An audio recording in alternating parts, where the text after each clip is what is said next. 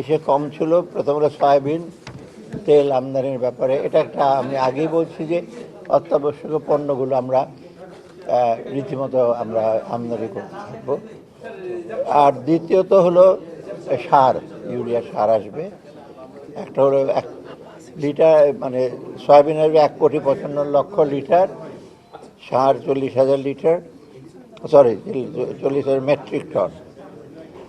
আর আমাদের আরেকটা খুব ইনোভেটিভ প্রজেক্ট, ইনোভেটিভ না, একটা যেটা কর্মসংস্থান আলাপ করে তো আমরা কোথাও ধারাবাহিকভাবে একটা আমরা এডিবি প্রজেক্টে বিশেষ করে ড্রাইভারদের প্রশিক্ষণ দিচ্ছি ড্রাইভারের, এবং ওরা দিচ্ছে বিটিআরসি দিচ্ছে, বিএমইটি দিচ্ছে এবং বিভিন্ন সংস্থা, এবং ওটা এডিবির টাকা। আর এটা আজকে আমরা 60,000 ড্রাইভারকে প্রশিক্ষণ দেওয়া হবে, তার মধ্যে 40,000 নূতন আর 20,000 এক্সিস্টিং।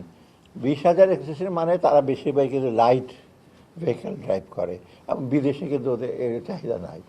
অর্থাৎ বিশেষ করে বিদেশের জন্য 20,000 যারা আছে তাদেরকে হ্যাভি যেগুলো আপনার ইকুইপমেন্ট, বিশেষ করে আপনি জানেন এই যে ক্রেন ট্রেন ওগুলো আছে না, এক্সকাভেটর, এগুলো চালানোর জন্য।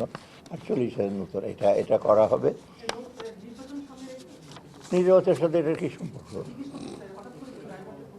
না না, এটা ধারাবাহিক। ইনফ্যাক্ট এডিবির প্রজেক্টগুলো 3 বছর যা চলছে। এটা আপনারা হঠাৎ করে সব কিছু নির্বাচন নিয়ে যান। এটা নির্বাচন বরং নির্বাচনকে সহায়ক করবে, দেশের জন্য সহায়ক হবে।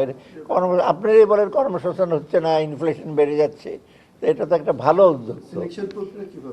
হ্যাঁ, না সিলেকশন ওরা বিটিআরসি এটা করবে, এটা মেকানিজম অলরেডি আছে যেটা আমি বলছি। হ্যাঁ, বিআরটিএ যাই হোক, সড়ক জনপদ এসে করবে।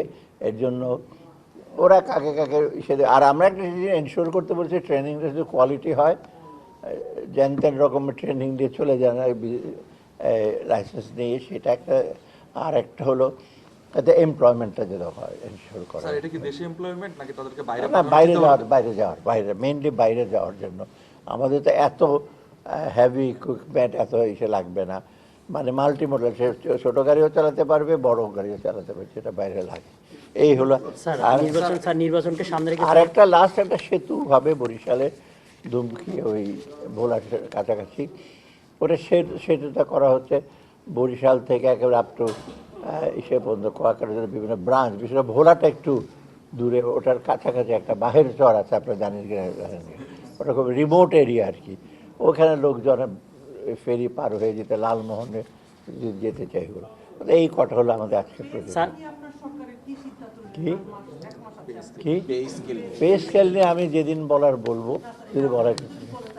আমরা পে স্কেলটা পে কমিশনটা কাজ করছে, তারা একেবারেই একদম থামে নাই, তারা নিরবিচ্ছিন্নভাবে কাজ করছেন। তারা বলছেন, আমাদের সাথে যোগাযোগ করেছেন, কি করছেন না করছেন সেটা আমাদের ব্যাপার না।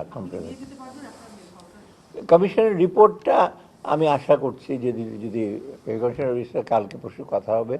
এটা একদম 21 জন মেম্বার, তারা সব কিছু বিবেচনা করে সেটার সাথে সাথে আবার তো আসবে, যারা কি জানি বলে জুডিশিয়ারি রিপোর্টটা আলাদা, আবার ডিফেন্সের জন্য একটা সাব কমিটি করতে ওরা আসে। ওটা 3টাকে করে আমাদেরকে সরকার স্যার নির্বাচনে নিয়ে আমি একটা ডেট ঠিক করে বলবো, পরে আপনি জানতে পারবেন। স্যার নির্বাচনে স্যার বডি ক্যামেরার বিষয়ে স্যার কোনো সিদ্ধান্ত হয়েছে কিনা? বডি ক্যামেরাতে হোম মিনিস্ট্রি ডিসিশন নিচ্ছে।